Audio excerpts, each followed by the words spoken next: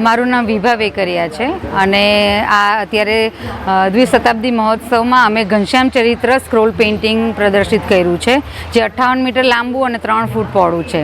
આ પેઇન્ટિંગ અમારું સંતોકબા શૈલીમાં છે. સંતોકબા શૈલી એટલે મને વારસામાં મળેલું છે. મારા જે પપ્પા, મારા દાદી, પપ્પા ભાનુદુદાત અને દાદી સંતોકબા, એ લોકોએ આ શૈલી ડેવલપ કરી છે અને વારસાગત હું અત્યારે કન્ટિન્યુ કરું છું. અને આ પેઇન્ટિંગ બનાવતા અમને 3 વર્ષ જેટલો સમય લાગ્યો હતો. બીજી શું વિશેષતાઓ છે આની અંદર?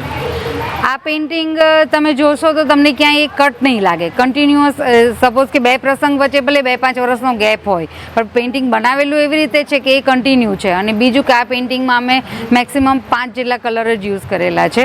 અને આ સૌરાષ્ટ્રનું જે ભરતકામ છે એના પરથી ડેવલપ થયેલી સૌરાષ્ટ્રની ભાતીગળ શૈલીમાં બનેલું આ પેઇન્ટિંગ છે. આપના પરિવારના કોણ કોણ આપની સાથે આ પેઇન્ટિંગમાં જોડાયેલા છે? આ પેઇન્ટિંગ મેં અને મારા હસબન્ડ મનોજ વેકરિયા, અમે બંને મળીને બનાવ્યું છે.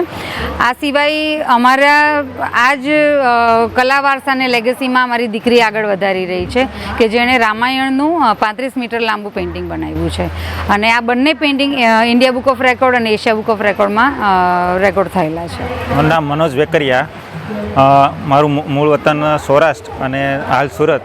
અત્યારે હું છે દ્વિશતાબ્દી મહોત્સવમાં આ પેઇન્ટિંગ મેં મૂકવામાં આવ્યું છે. આ પેઇન્ટિંગ મૂળ અમે સંપ્રદાયમાં વડતાલથી જોડાયેલા, અને આ પેઇન્ટિંગની ડિટેલ જે કમ્પોઝિશન છે, આર્ટ છે અને સંપ્રદાયના ગ્રંથવાસી અને આખું પેઇન્ટિંગ મેં બનાવેલું છે. 58 મીટર લાંબુ છે, 3 ફૂટ પહોળું છે ને એ ઘનશ્યામ ચરિત્ર આખું અલગ અલગ પ્રસંગોથી એને કંડારેલું છે. બીજી કઈ વિશેષતા હોય તો જણાવશો?